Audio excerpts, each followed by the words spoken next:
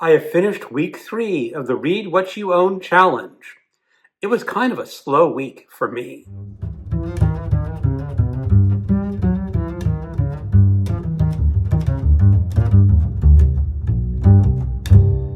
Hello, welcome to my channel, another Bibliophile Reads. My name is Greg, and I'm going to be giving you my reading wrap-up for week 3 of the Read What You Own challenge. That was November 16th to the 22nd. Now, as I said, it was sort of a slow reading week for me because I was involved in a home improvement project this week that actually took a lot of my reading time. And after I finished working on the home project, I really was not in the mood to read. So not as much reading as I usually do, but here is what I read.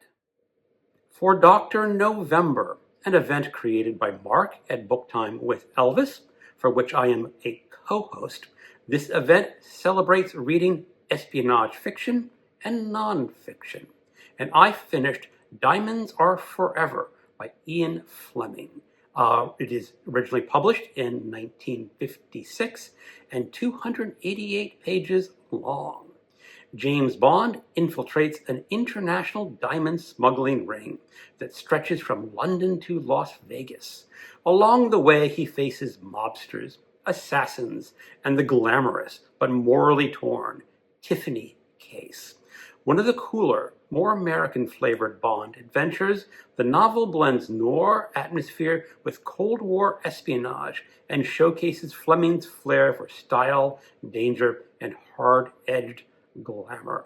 This is the 4th Bond novel in the series and the 5th Bond novel that I've read over my lifetime. It is not really totally an espionage novel. Of course, James Bond is an espionage agent, but this is more or less a crime novel with Bond investigating a diamond smuggling ring. That's okay. His espionage ties to the story, well, they're a little shaky, but that's okay. Fleming had an idea for a novel, and he just put James Bond in as the main character. It still works. It's still a lot of fun. I'm sure that I saw the original movie probably back in the late 70s or early 80s. I remember absolutely nothing about the film adaptation. I'm not even sure who starred as James Bond. But the novel, Diamonds Are Forever, it was fun. Worth your time reading. Human Acts by Kang, originally published in Korean in 2014. It is 213 pages long. A stark, emotionally shattering novel about the 80 Gwonju uprising and its aftermath, through linked chapters that follow victims, survivors, and witnesses. Kang explores state violence, trauma, memory, and the struggle to reclaim human dignity in the face of brutality. Spare, lyrical, and unflinching, it's a powerful reckoning with national and personal grief. I think this is an important novel because at that time, South Korea was an authoritarian government, and the people wanted a democracy. And the people rose up and demanded more democratic values, and the government butchered citizens. And it's very powerful. It starts off with a boy. He's not given a name in the beginning, who was at one of these uprisings, and his friend was killed. And then he's looking for his friend among the dead bodies. Some of these dead bodies are not identified. And he volunteers with this place that is housing the dead bodies that the military killed, for people to come and look at the bodies and see if they can be identified. And then the story goes on to other characters and other years. The story starts in 1980, just after the uprising, but goes into the 2000s, when people are remembering this uprising and all the effects that it has. And it's important because authoritarian regimes are on the rise, especially in the United States of America. And I've been to democratic protests in the United States. The protests that I witnessed and I participated in were peaceful. But the demonstration in South Korea in 1980 started off as peaceful. But the military came in and made it violent. Could this happen in the United States of America? I think it could. And this novel will give readers lessons of what it could be like if it did happen. Highly recommended. The Manningtree Witches by A.K. Blackmore, originally published in 2021. It is 320 pages long. Set during the English Civil War, this novel follows Rebecca West, a sharp-witted young woman accused during the Manningtree witch trials. Blackmore blends vivid historical detail with poetic, fierce prose to portray the paranoia, misogyny, and political tensions that fuel the persecution. A darkly atmospheric and haunting reimagining of the real events. When I picked up this book, or to say audio book, I was not aware that it was that strongly historical. I thought it was going to be mostly fictional characters, but apparently there was a real Rebecca West who was involved in these witch trials. There is also the character of Matthew Hopkins, the witch finder, and author of the pamphlet, The Discovery of Witches. And in this book, you learn about how witches were persecuted, how they were convinced to confess when they were innocent, and the deaths that occurred after they confessed. The witch trials were a horrible piece of history in England, and in this novel, you get bits and pieces of this religious mania that made some people believe that random events, bad events, could not be bad and random all on their own. They needed the devil to make these bad things happen. As a novel, I found it a little underwhelming. I think the characterization of Rebecca West was a modern woman in 17th century garb. This is not uncommon in historical novels, where the author does not quite capture an authentic 17th century character. I'm sure a 17th century Rebecca West would not be as interesting to modern readers as a contemporary Rebecca West set in those times. But that's just a slight criticism. A bigger criticism was I never felt fully engaged in the 17th century or the witch trials. This was an okay novel.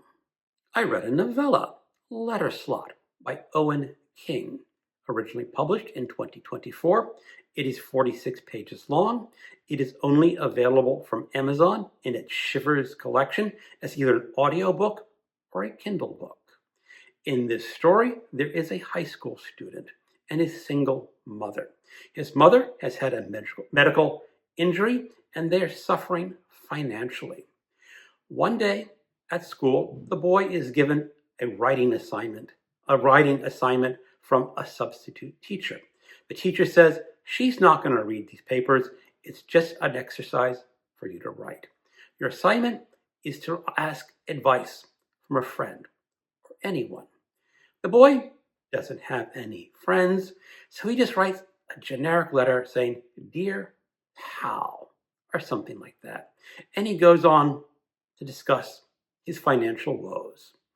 And he takes that writing assignment because the teacher is never going to read it. And for some reason that's really not explained too clearly, the boy delivers that letter to a letter slot in an abandoned house. And then the boy goes on his way thinking, I'm done with that assignment. Until he gets a reply from the abandoned house.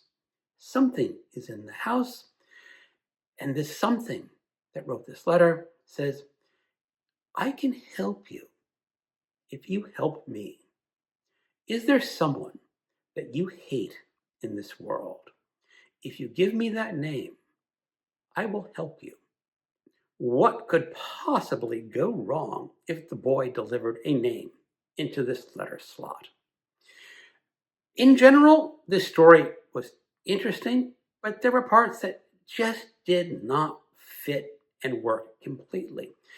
I have already mentioned that the motivation for delivering this essay into the letter slot was a little weak.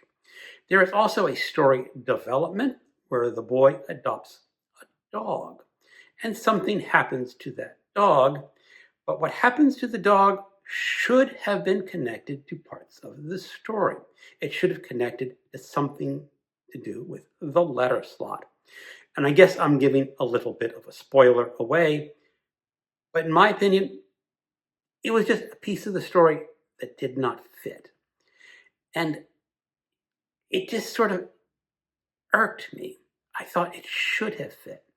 Maybe Owen King just isn't the author that his father is. It was an okay story. It is probably the weakest of the 5 Shivers collection stories that I have read.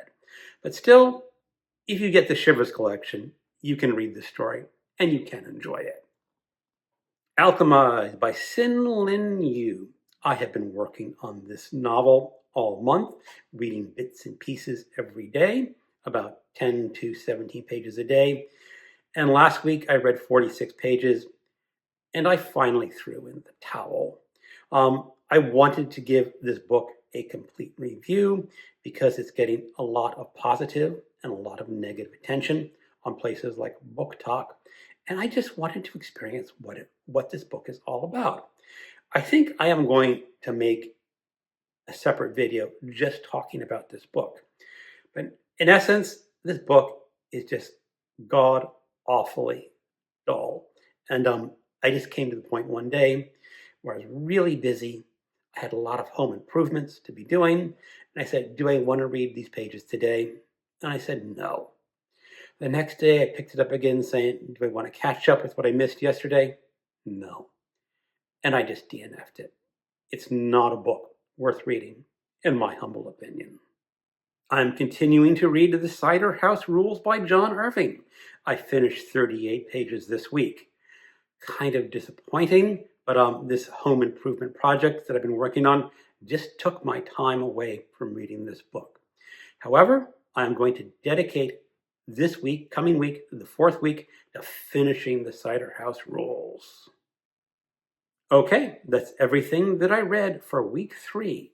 How did I do?